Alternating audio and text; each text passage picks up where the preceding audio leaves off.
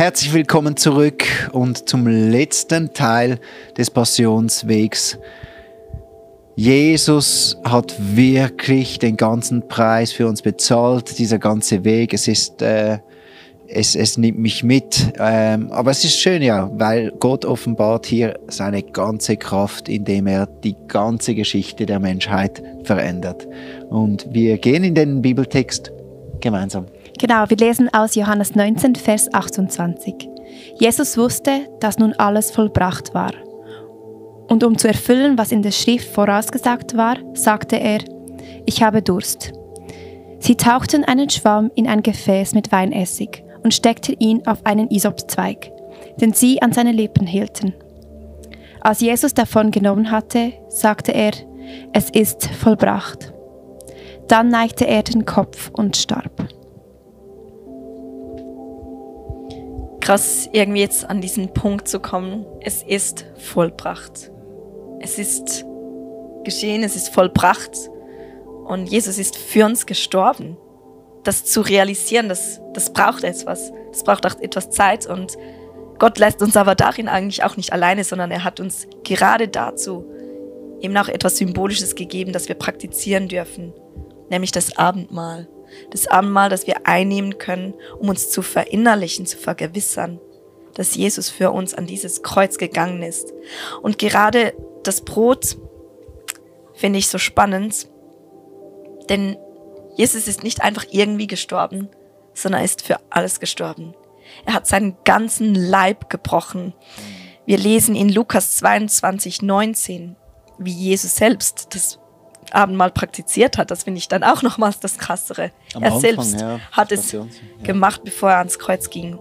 Dann nahm er ein Brot. Er dankte Gott dafür, brach es in Stücke und gab es ihnen mit den Worten: Das ist mein Leib, der für euch hingegeben wird. Feiert dieses Mahl immer wieder und denkt daran, was ich für euch getan habe, so oft ihr dieses Brot esst. Also Jesus selbst sagt sogar schon, wie wir mit seinem Tod umgehen dürfen. Er selbst dankt Gott, bricht dieses Brot und bestätigt selbst dann, dass er für uns wirklich mit seinem gesamten Leib vor Gott kommt und das brechen lässt, dass wir all das auf ihn laden dürfen, dass wir das abgeben dürfen.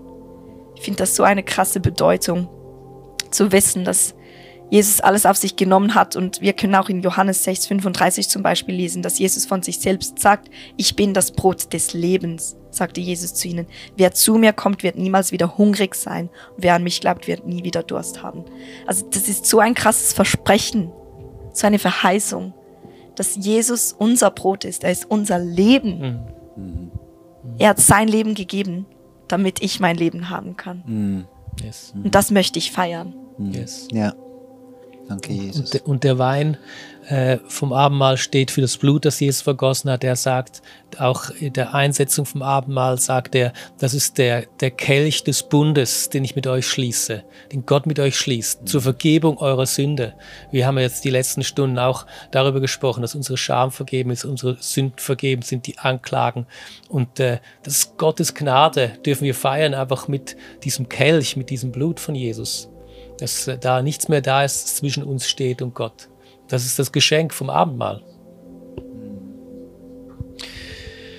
Ich finde wirklich eben, dass Jesus das von Anfang an auch so framed oder eigentlich das mit dem Abendmahl eigentlich den Passionsweg eigentlich beginnt oder mit dem Pesach und dann das alles passiert. Und jetzt, es fühlt sich für mich irgendwie schon fast an wie ein Ankommen. Auch dass ich bin so froh, dass dieser Satz auch steht, dass Jesus geht mit dem Bewusstsein, jetzt ist es vollbracht.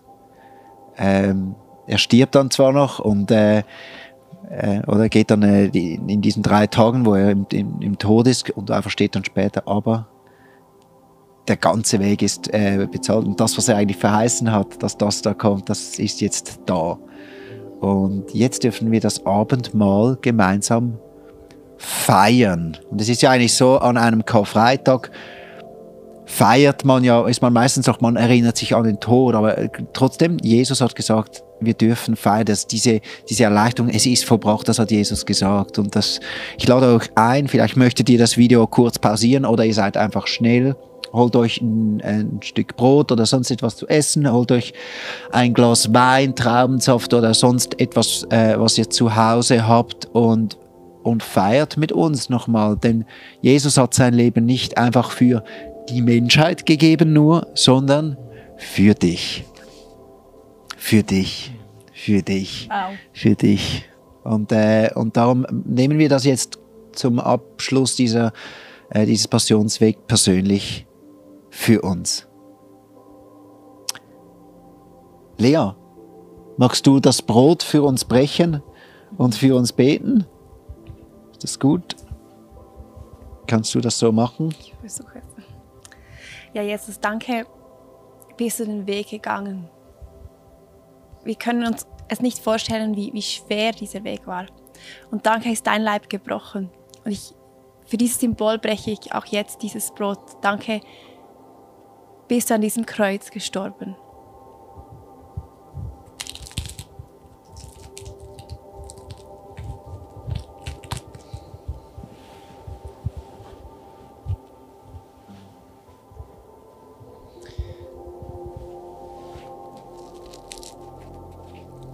So, ich gebe dir das so weiter. Der Leib Christi für dich zerbrochen, Selin. Krass. Sein ganzes Leben hingegeben.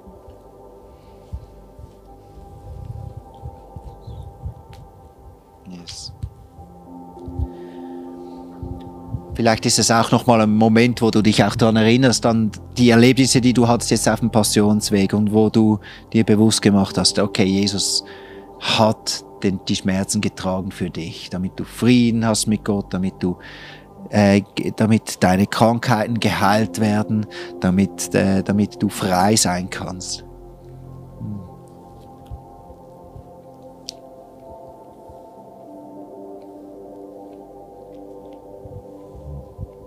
Mhm.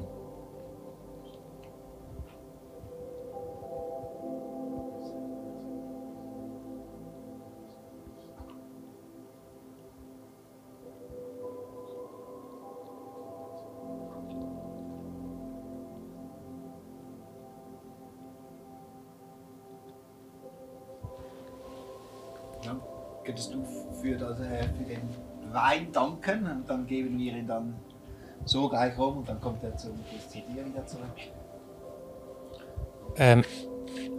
Ich möchte noch einen Bibelvers darüber stellen. Epheser 1, Vers 7 geht es auch um dieses Blut. Durch Christus, der sein Blut am Kreuz vergossen hat, sind wir erlöst, sind unsere Sünden vergeben und das verdanken wir allein Gottes unermesslich großer Gnade. Jesus, danke, dass wir erlöst sind und dass wir das dir zu verdanken haben. Wir haben es nicht verdient, wir haben es uns nicht erarbeitet, sondern es ist ein Geschenk von dir. Wir nehmen das Geschenk der Vergebung an. Wir treten neu in den Bund ein mit dir. Danke, dass wir deine Kinder sein dürfen, dass wir geliebt sind, angenommen und vergeben.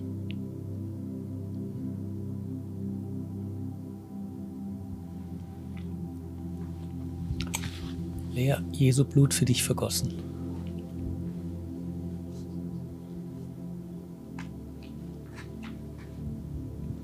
Joel, Jesus Blut für dich vergossen.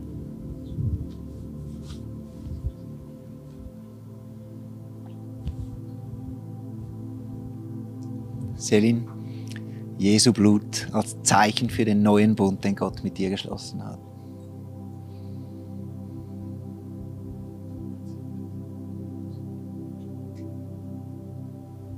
Jani, Jesus hat einen neuen Bund für dich geschlossen mit seinem Blut und er hat es für dich vergossen.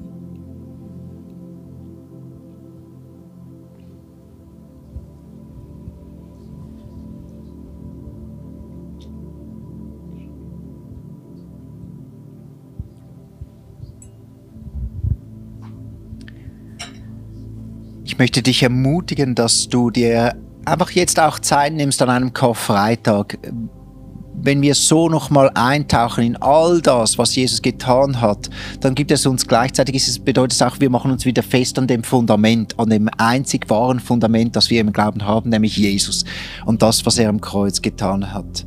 Und nimm dir jetzt nochmal Zeit und ich glaube auch, ich hätte, wenn du beten könntest, noch Selin für uns, weil ich glaube auch, es ist auch ein Zeichen so, dass Jesus dann gestorben ist und am 3. Tag an Ostern feiern wir dann, dass er auferstanden ist. Und vielleicht betest du gerade für die nächsten Tage bis Ostern und mit Ostern, dass Jesus Wunder tut in all euren Leben und meinem auch. Yes. Jesus, wir danken dir wirklich, dass du dein Blut vergossen hast. Wir danken dir, dass du deinen Leib gebrochen hast, dass du alles gegeben hast und dass du es vollbracht hast. Und Jesus, danke, dass du über den Tod drüber hinausgehst, dass du genau der einzige König bist, der weitergeht, der Neues aufbricht. Jesus, ich danke dir, dass du siehst, was gerade jetzt in diesem Passionsweg bei uns im Leben aufgekommen ist. Danke, durften wir es ans Kreuz bringen. Ist es dort geblieben? Und trotzdem bist du ein Gott, der uns nicht nur Dinge aus dem Leben nimmt, sondern du beschenkst uns auch immer wieder. Danke, lässt du neue Dinge in unserem Herzen auferstehen. Lässt du Dinge erwecken. Danke, Jesus, beschenkst du uns mit Neuem. Schenkst du uns wirklich das neue Leben. Ist das nicht nur etwas, das wir immer wieder sagen, sondern das wir praktisch erleben dürfen. Und hauch jetzt neues Leben ein. Mach uns lebendig, Jesus. Gerade an diesen Orten, diesen Bereichen in unserem Herz, wo vielleicht etwas gestorben ist, auch etwas sterben durfte oder sterben sollte. Danke, hauchst du aber auch dort neuen Wind, neues Leben ein, Jesus. Und dürfen wir das empfangen. Jesus, wir öffnen unsere Herzen für diese nächsten Tage. Wir strecken dir unsere Herzen hin, dass wir einfach neues Leben von dir empfangen dürfen, dass wir mit dir nochmals starten können und dass wir erleben dürfen, was du für uns noch alles Gutes bereithältst, was du noch vorhast mit uns, mit unserem Leben, mit unserem Herzen. Und wir danken dir, dass du wirklich Schritt für Schritt mit uns diesen Weg gehst, dass du diesen Prozess mit uns gegangen bist und immer wieder gehen wirst. Und deshalb geben wir dir jetzt unsere Leben wirklich nochmals ganz hin, so dass du Neues tun kannst, dass du das tun kannst, was dein Plan ist. Und wir vertrauen auf deinen Plan. Und wir freuen uns, wir feiern, dass es jetzt vollbracht ist und du Neues für uns in Zukunft bereithältst. Im Namen Jesus. Amen. Amen. Vielen Dank, dass ihr mit uns hier diesen Passionsweg gegangen seid. Und ich bin gespannt, ich bin wirklich überzeugt, dass einige Bereiche jetzt in deinem Leben auch neu belebt sein werden und Jesus auch weiter wirkt. Ich wünsche dir schöne Ostertage und wir sehen uns spätestens am Sonntagmorgen ja wieder bei der Oster-Message, Oster-Celebration hier von ICF Zürich auf diesem Kanal. War schön mit euch auch. Danke Lea, Selin, Jani.